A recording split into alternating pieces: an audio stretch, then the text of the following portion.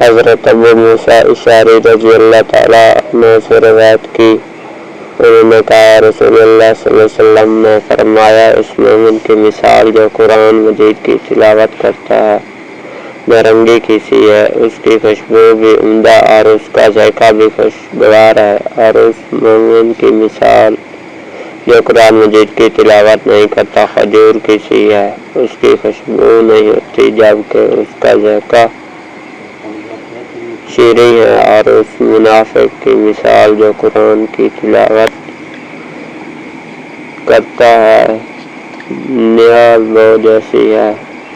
اس کی خوشبو عمدہ اور ذائقہ کڑوا ہے، اور اس منافق کی مثال جو قرآن نہیں پڑھتا اندرائن تمے کی طرح ہے، جس کی خوشبو بھی نہیں ہوتی اور اس کا ذائقہ بھی سخت کڑوا ہے۔ رسول اللہ صلی اللہ علیہ وسلم نے فرمایا، صاحب قرآن حفظ کرنے والے کی مثال پاؤں بندھے اونٹ کے چرواہے کی مانند ہے، اگر اس نے ان کی نگہداشت کی تو وہ انہیں قابو میں رکھے گا، اور اگر انہیں چھوڑ دے گا تو وہ چلے جائیں گے۔ رسول اللہ صلی اللہ علیہ وسلم نے فرمایا، قرآن مجید کا مہر قرآن لکھنے والے انتہائی معزز اور اللہ کے فرمانبردار فرشتوں کے ساتھ ہوگا،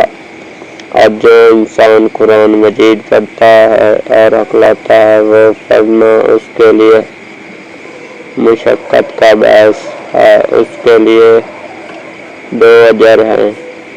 حضرت ابو ہریرہ رضی اللہ تعالیٰ عنہ سے روایت کی کہ انہوں نے رسول اللہ صلی اللہ علیہ وسلم سناتے ہوئے سنا، اللہ نے کبھی کسی چیز پر اس طرح